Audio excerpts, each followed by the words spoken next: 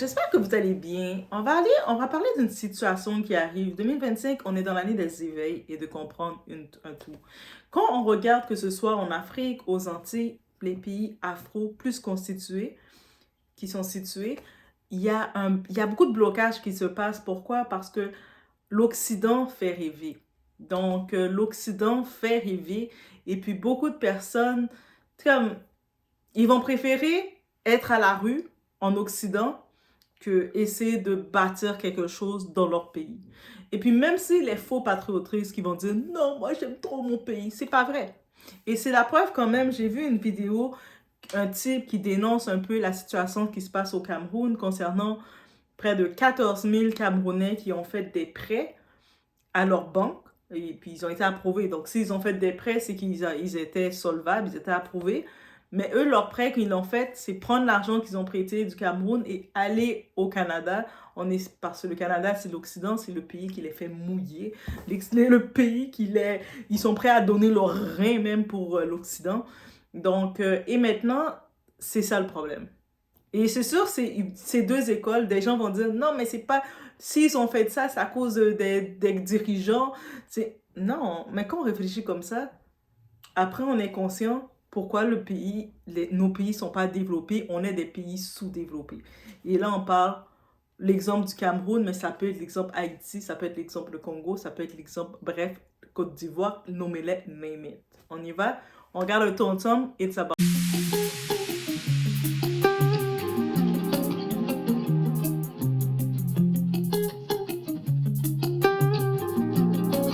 14 000 Camerounais au Canada qui doivent les banques.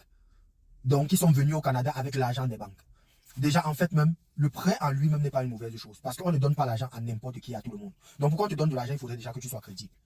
Mais le point le plus important, et ce que je devrais souligner, c'est que penser à rembourser, pardon.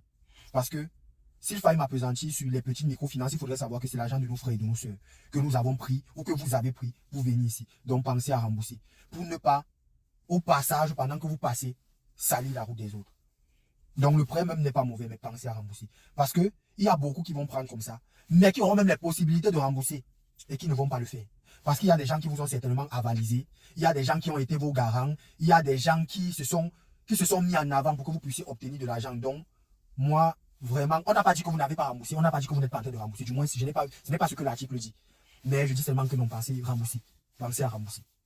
Je dis encore, on n'a pas dit que vous n'êtes pas en train de rembourser. Mais je dis seulement que bon, rembourser.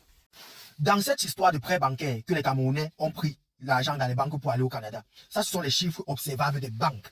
Les réunions du quartier n'ont même pas encore parlé de pour eux. Et les personnes individuelles au quartier même n'ont même pas encore parlé de pour eux. Donc, si les deux entités-là viennent augmenter leur part à ceci là, ce sera la magie. Parce que il y a les gars que dès qu'ils savent qu'ils veulent voyager comme ça là, ah c'est parti, ils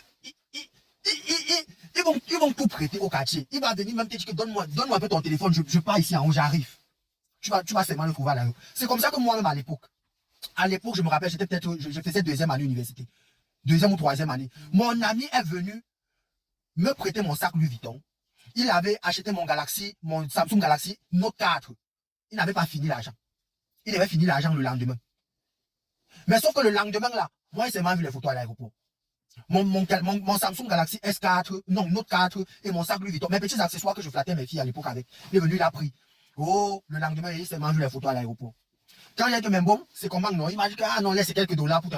Voici aujourd'hui, on est déjà pratiquement, je ne sais pas si c'est 10 ans ou 8 ans. On ne parle plus de ça. Donc, les gars, je ne sais pas, quand les gars, je ne sais pas pourquoi on a les dirigeants qu'on mérite. On a les dirigeants qu'on mérite. Parce que l'individualisme dans les gars, c'est, je ne sais pas, chacun attend seulement la petite occasion pour voler, fuir. Donc même si on vous met au gouvernement là, vous n'allez pas être différent. Parce que vous-même déjà au quartier, si vous n'êtes pas fidèle dans de petites choses, vous ne le serez pas non plus dans de grandes. Et au passage, allez vous inscrire sur les listes électorales. Donc, guys, on a pu voir le tout ensemble, qu'est-ce qu'il explique, c'est très clair, c'est de la sensibilisation de qu'est-ce qui se passe. Le fait de pouvoir être solvable, faire un prêt, c'est pas le problème. Le problème, c'est, la plupart, quand ils savent, ils vont aller au Canada, en Occident, que ce soit au Canada, que ce soit aux États-Unis, que ce soit en France, ou peu importe les pays de l'Occident, on sait qu'en 2025, c'est rendu compliqué pour tout le monde, avec comment dirais-je, l'instabilité dans les emplois, avec tout ce qu'on peut avoir, c'est rendu compliqué pour tout le monde. Au-delà de ça, les augmentations partout, parce que on parle, qu'on va dire, je comprends la raison que les gens vont dire, mais regardez, le gouvernement au Cameroun n'est pas bon, le gouvernement en Haïti, on n'a même pas de gouvernement. Est-ce qu'on a un gouvernement en Haïti? Hmm.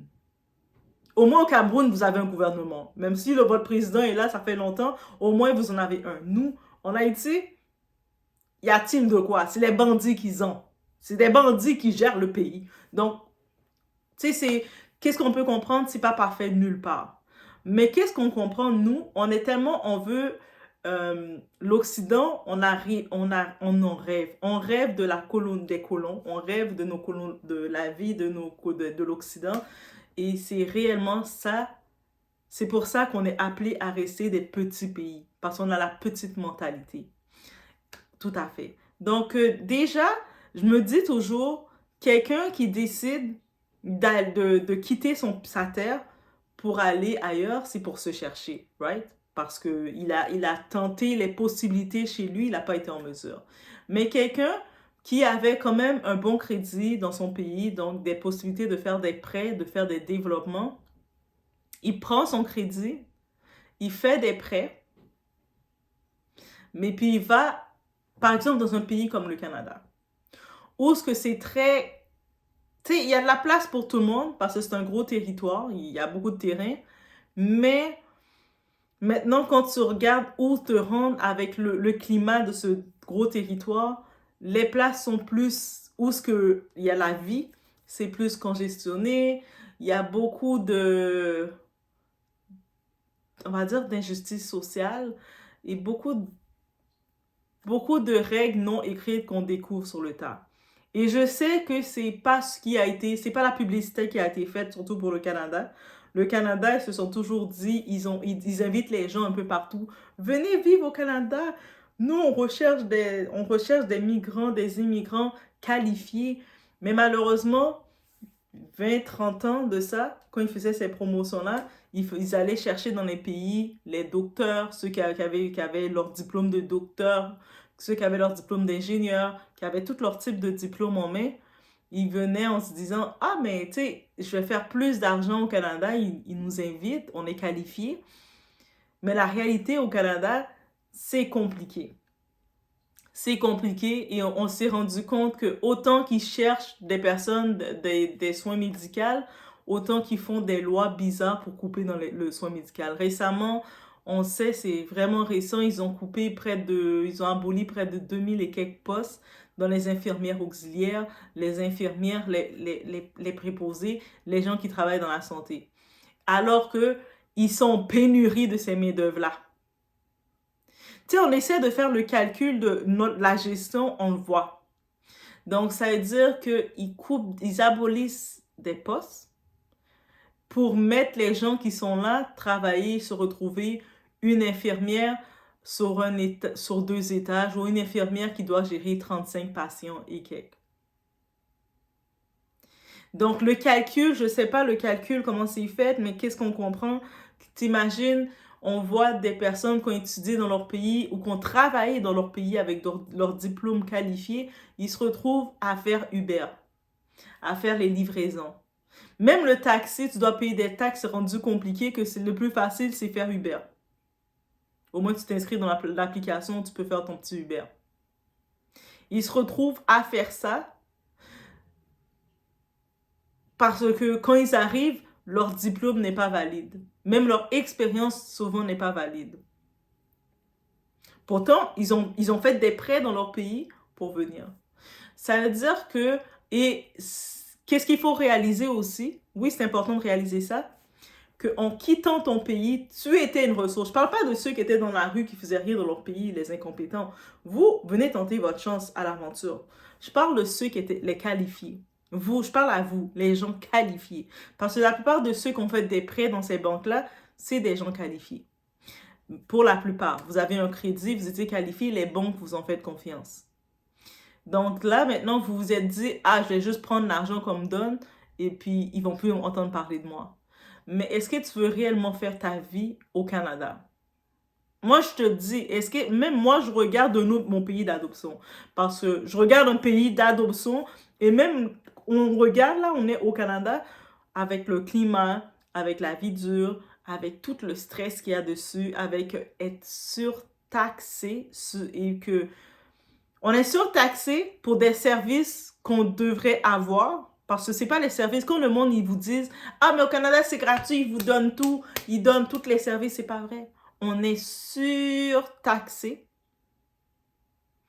pour des services qui coupent le besoin. Même quand ils disent, oh, ben, au moins vous avez la santé gratuite.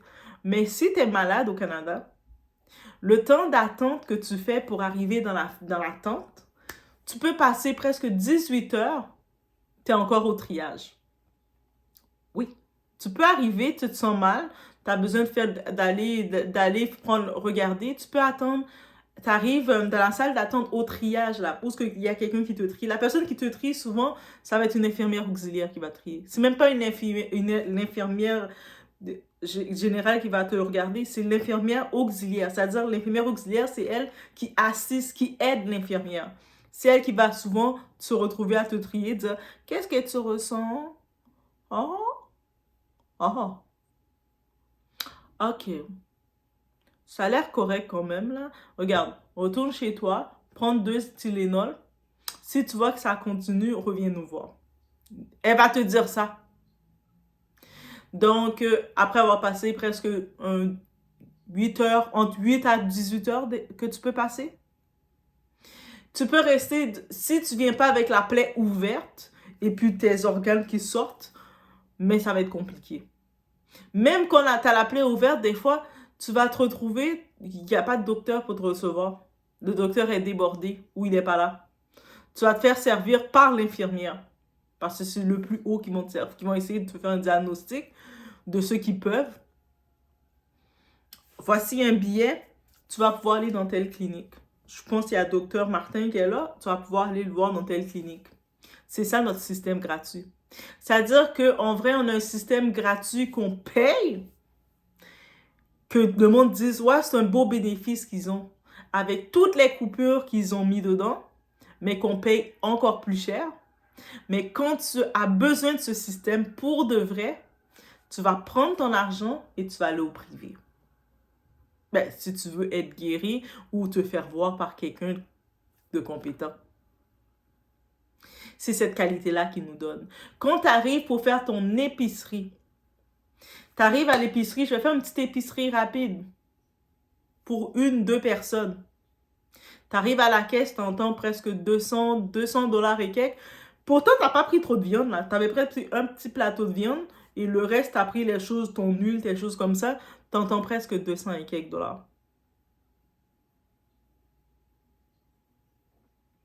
Donc, manger devient un luxe ici. Où est-ce que les employeurs, ils font en sorte, où est-ce qu'on est en 2025, on parle de traiter les employés d'une certaine équité, mais les employeurs, les superviseurs et tout font en sorte de te saboter à n'importe quel instant. Donc, eux autres, ils vont te donner la tâche de 4 employés que tu dois faire à un rendement spécifique sans la paye. C'est-à-dire que tu es payé pour ton salaire, qu'ils vont mettre le plus bas possible. Ils vont te faire la tâche de 4 employés. Pourquoi ils vont te faire la tâche de 4 employés? Parce qu'ils vont couper, ils vont abolir 2-3 postes. Oh, on va en profiter d'abolir ce poste-là. On retire aussi ce poste-là. Donc, ils vont retirer plusieurs postes, n'est-ce pas? C'est simple comme ça, c'est beaucoup plus simple. Et retirer les postes, ils vont donner la sous-traitance à d'autres pays que eux, ils sont encore moins payés que toi et qui vont faire leur job comme ils peuvent. Ils vont te payer par les tâches qu'ils font. Donc, ils vont essayer de faire le plus de tâches pour être fait. Et toi, tu vas être dans cette pression avec eux de garder ta job et de devoir donner le rendement qu'ils te demandent, sachant que leur rendement n'est pas efficace. C'est-à-dire qu'ils vont se retrouver dans un endroit, ben, ils ont coupé des collègues du bureau. Et toi, tu vas te retrouver à prendre ton dîner à ton bureau. Je me rappelle tellement de quand je travaillais dans ce collège-là. C'était ça. J'étais rendue, il y avait tel employé qui n'était pas là, parce qu'il a ses raisons, il n'était pas là. Et moi, à mon heure de lunch, qui n'est pas payée, on veut t'imposer, mais tu peux pas décider, il y a personne pour te remplacer pour l'heure de lunch, tu dois faire penser à l'équipe. Donc, pendant ton heure de lunch non payée, tu as ton petit bol de nourriture avec toi en train de... Tu dois travailler parce que le fait qu'ils ont coupé un collègue, mais toi, tu dois être sur place pour couvrir les heures du bureau. C'est comme ça qu'ils font. Et ils te mettent un certain chantage que tu te dis, mais moi, je suis à mon heure de lunch. J'ai le droit de prendre mon lunch. Mais là, t'as pas trop l'esprit, la vision de l'équipe. Si tu fais pas des petits sacrifices pour ton équipe, tu vas être la tête à abattre. Donc, c'est rendu, même dans ce milieu qu'on est, c'est ça qu'on doit vivre. On doit performer toujours un peu plus. Et c'est normal de performer, c'est toujours normal de se donner plus. Mais là, eux autres, c'est pas performer pour être, juste pour ton bien, tout ça. Ils te font performer parce qu'ils coupent des employés. Ils te mettent sur la pression que ton poste est tout le temps éjectable si tu ne les suces pas comme il faut. Oui, on va dire ce terme-là comme ça. C'est dans cette pression que tu es. Et que tu es enfant d'immigrant ou pas, des fois, le superviseur, il va être lui-même un immigrant. Donc, la seule chose que tu peux sentir, c'est dans l'équipe, s'il arrivait d'un coup, tu étais dans un emploi, dans l'équipe, tu vois que tu étais la seule petite noire. On va exiger un tout petit peu plus de toi. On va exiger que tu sois bilingue. On va exiger que tu sois plus flexible et disponible. On va exiger un peu plus de toi, mais quand c'est le temps de l'augmentation, de te payer, tu as fait tout le rendement, c'est-à-dire tu as rempli tous tes chiffres, tu as fait tout ce que tu devais faire, c'est le temps de l'augmentation. On va regarder, oui, c'est bon. On t'augmente, tu le mérites ton 15 cents, parce que c'est par tranche de 15 sous ou de 30 sous qui vont t'augmenter. Sachant que tu travaillais pour 2-3 personnes qui, à la base, il y avait 2-3 personnes qui étaient là avant toi. Quand on t'a embauché, avant qu'on t'embauche, il y avait 3 personnes qui faisaient le travail qu'on t'a embauché pour faire. Mais toi, tu arrives, tu dis, OK, c'est correct, je vais le faire. Mais tu te rends compte, c'est beaucoup. OK, tu dois faire ça. Oh, tu dois faire ça. Oh, tu dois être congelé comme ça. Oh, tu dois faire ci. Moi, je me rappelle le moment le plus traumatisant quand j'étais dans cet endroit, dans ce bureau, on va dire. Même pour aller aux toilettes, tu devais attendre, aviser quelqu'un pour venir te remplacer pour aller aux toilettes. Et s'il y a personne, le monde décidait de vouloir te piquer, te titiller, il décide de ne pas, de te laisser attendre. Tu fais 5 minutes, 6 minutes, tu es assis sur ta chaise, tu attends que quelqu'un vienne pour aller aux toilettes. J'étais comme, oh mon Dieu, c'est compliqué. Mais c'était ça.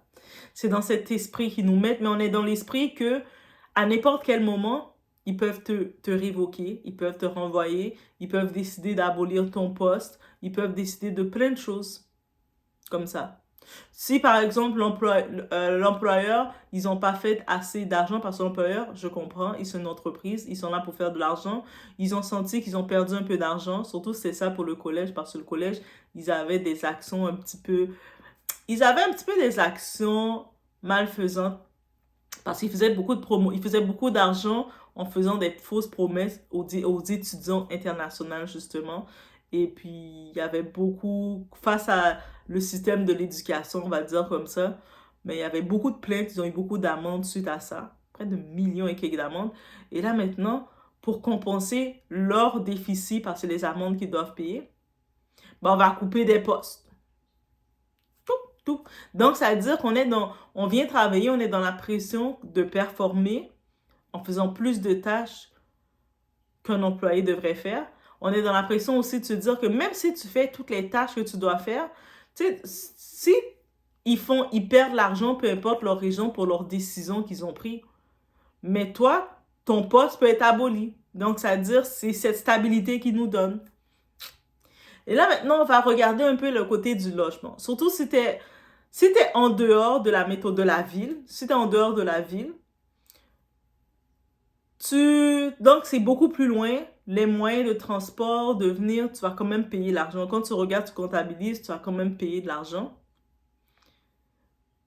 Et, tu sais, ça revient au même. Tu sais, donc, plus tu vas aller en dehors de la ville, tu vas te dire, OK, je peux payer la maison, trouver une maison un peu plus grande pour moins cher. OK, c'est vrai. Par contre, il faut réaliser une chose, tu dois quand même mettre un budget pour payer, pour avoir de l'argent. Excepté si tu es en mesure d'être flexible, travailler, télétravail, même s'ils veulent retirer un petit peu le télétravail, ils veulent remettre le monde au bureau et tout ça. Donc, tu vas quand même, dans ton budget, prévoir l'argent pour ton transport. Et puis, tu sais, la qualité de vie avec ton transport de maison, dodo, tout ça, c'est beaucoup. Right? Là, maintenant, quand tu es en ville, on est dans la crise du logement où ce que les propriétaires, avec toutes les augmentations, toutes les taxes, tout ce qui se fait, ils veulent essayer d'avoir un certain bénéfice et c'est normal, c'est leur propriété, ils doivent payer leurs hypothèques, je le comprends. Donc, ils vont augmenter les prix, puis il n'y a pas de plafond, donc c'est leur matériel. Mais ils vont augmenter leur prix d'une façon, maintenant, tu arrives, tu vas avoir un appartement de 1 chambre, 2 chambres,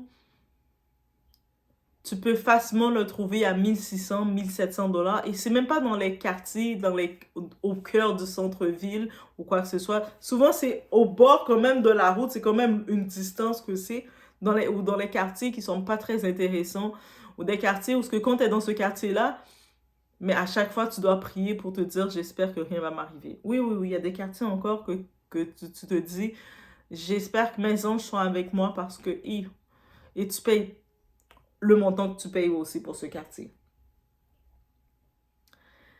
Mais c'est le prix à payer.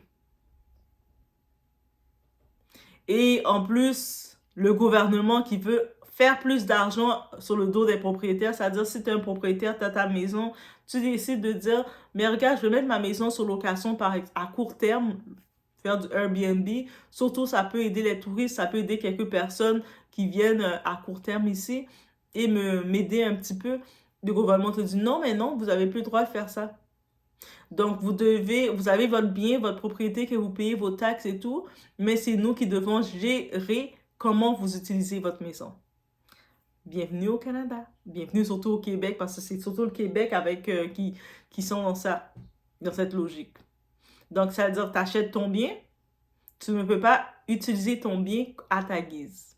Alors que quand tu es au pays, que tu sois en Haïti, que tu sois au Cameroun, que tu sois peu importe où, tu construis ta maison ou tu achètes ta maison ou même ton appartement. Ou même quand tu prends une location, quand tu sais que c'est à ton nom la location, que tu as payé ta location à terme, ben, tu peux faire un peu ce que tu veux dans ta maison. Depuis que si c'est une location, tu vas remettre la maison dans l'état qu'elle était si tu décides de la quitter. Mais si c'est ta maison, mais c'est ta maison. Tu peux même la relouer et c'est comme ça beaucoup de personnes survivent bien avec leur immobilier. Ça veut dire que ils ont leur maison, par exemple en République dominicaine, ils achètent leur appartement et à longueur de l'année, ils peuvent le louer en location court terme et il y a de l'argent qui rentre dessus et ça les fait du bien. Mais pas ici maintenant. Le gouvernement, ils veulent gérer quand tu n'as plus le droit de le mettre à court terme parce qu'ils veulent décider que non, mais si c'est ta maison, tu es supposé le louer à long terme. Pourquoi? C'est dans ça qu'on est. Donc, on peut imaginer. Donc, ça veut dire que même la possibilité d'acheter son bien, mais c'est pas réellement ton bien parce que ils veulent contrôler ton bien. Donc, ça veut dire que maintenant, je me dis que cette mentalité de se dire, si tu n'es pas en Occident, tu ne peux pas faire une bonne vie, c'est compliqué. Et puis là, on voit la pression des gens quand ils arrivent. Tu sais, j'imagine ceux comme les Camerounais, les Congolais, les Haïtiens, les peu importe, les Espagnols qui arrivent au Canada Et là, ils sont dans la pression avec l'immigration de régulariser leur situation. Des fois, ils arrivent soit avec visa étudiant ou peu importe, ils veulent régulariser leur situation. Ils vont courir et se dire, soit j'essaye de vite engrosser quelqu'un sur le terrain pour prendre les papiers ou essayer de voir si une petite conne ou un petit con peut me donner les papiers en me mariant, faire des mariages. Ou pour faire ces mariages-là, ils vont créer des fausses relations. Jouer avec le cœur, le sentiment des gens. Moi, j'en avais vu un Camerounais en plus. Lui, c'est clair qu'il était derrière les papiers. Clair. Tu sais, le discernement le réclame. C'est comme, Doa, comment t'as fait pour savoir? C'est clair. Tu sais, genre de type affamé, affamé. Genre de type, les paroles, blablabla. Oui, mais tu sais ça, moi je vais trop te marier, tu sais, c'est moi qui va te marier. Moi je dois regarder, tu vas me marier comment? Et qui racontait, de temps en temps, j'écoutais parler, il m'épuisait. Et puis je me disais, je peux comprendre, il est souvent dans une situation, il regarde, peu importe le statut qu'il a, il se dit, hey, mais je vais prendre cette petite conne-là, cette petite Canadienne conne, et puis elle va me donner les papiers. Mais c'est pas comme ça que ça marche. Peut-être dans une époque, il y a des années, le monde était plus naïf et faisait confiance à tous les étrangers parce qu'ils ne pensaient pas que le monde était joué avec les sentiments des gens. Mais tu sais, tu arrives sur quelqu'un, première chose que tu parles, tu commences à parler de mariage. Hey, tu n'es même pas capable d'organiser un date normal avec quelqu'un. Tu parles que tu vas marier la personne ou tu commences à raconter des histoires enfants. C'est comme, comment enfant? Pourquoi je vais avoir un enfant avec toi? Je te connais même pas, je connais pas ta mère.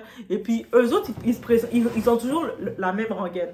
Ah, moi, je suis orphelin.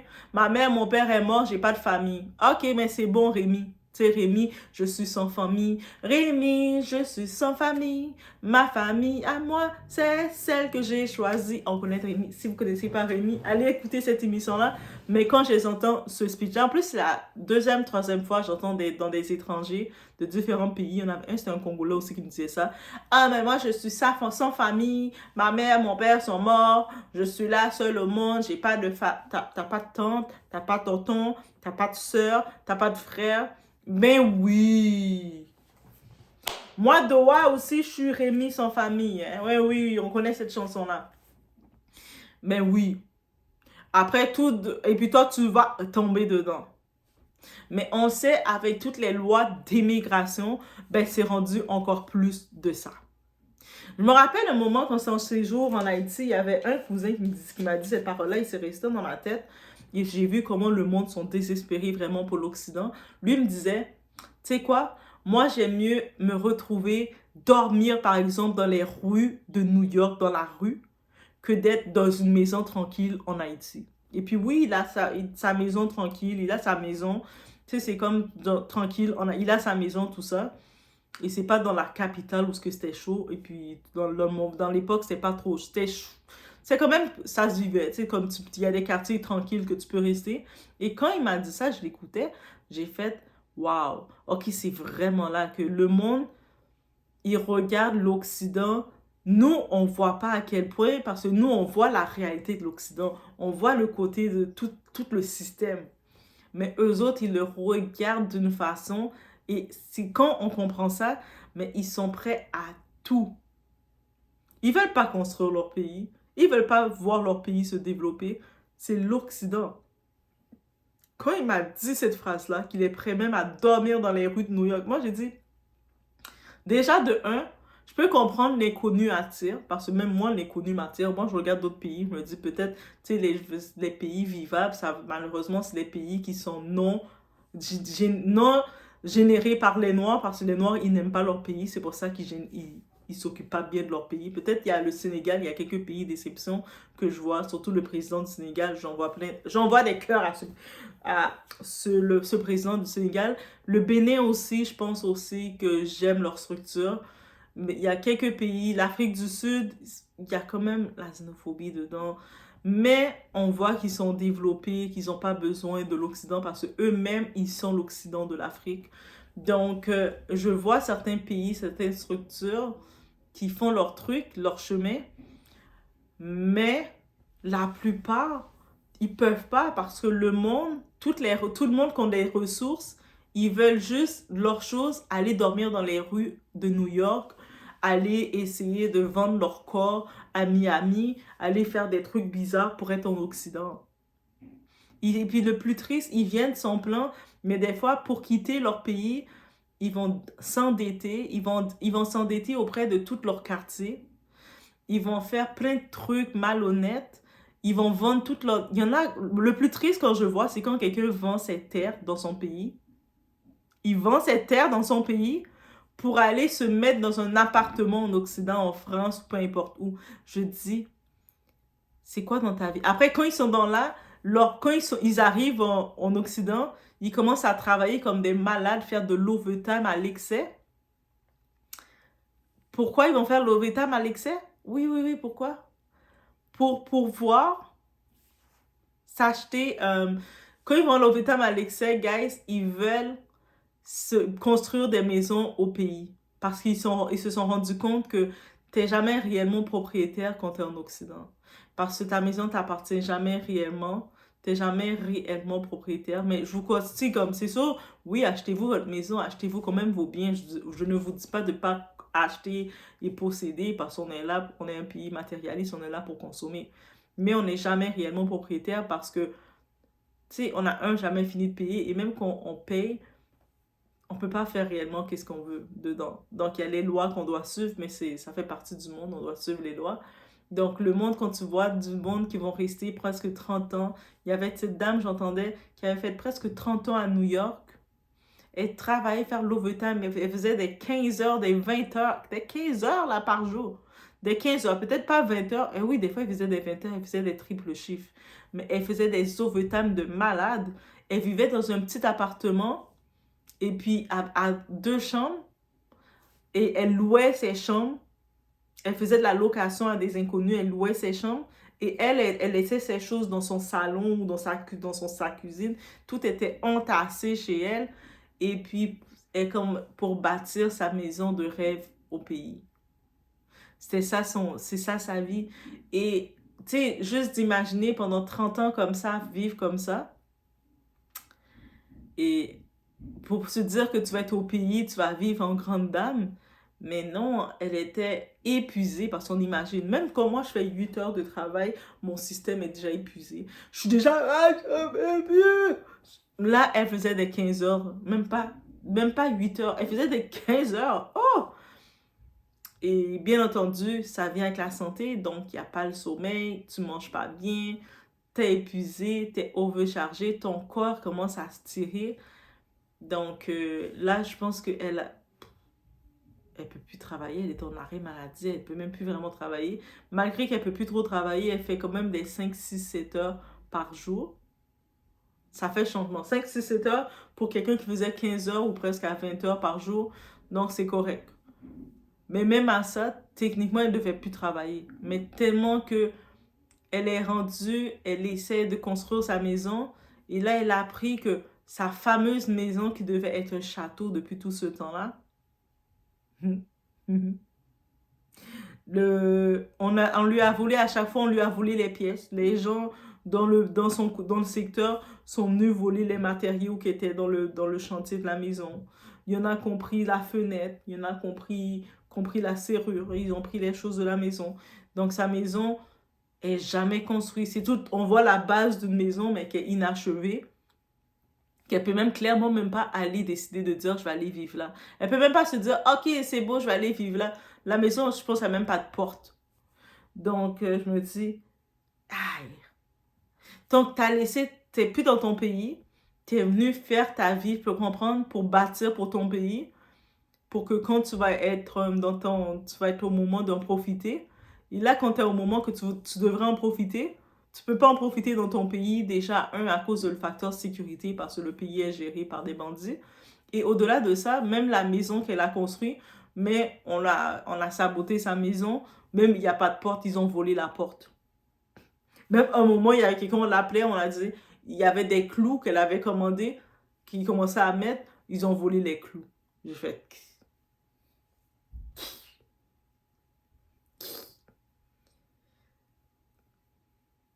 Est-ce que le 20 heures ou le 15 heures par jour de travail en valait le coup? Bref, ça veut dire que, je sais pas, c'est une vidéo de ce remettre en question, remettre le tout en question et se dire que, tu sais, on n'est pas fatigué, qu'on est toujours appelé dans les pays sous-développés, toujours à courir derrière l'Europe, à courir derrière l'Occident, l'Amérique, à envoyer nos meilleures ressources se gaspiller dans l'Occident.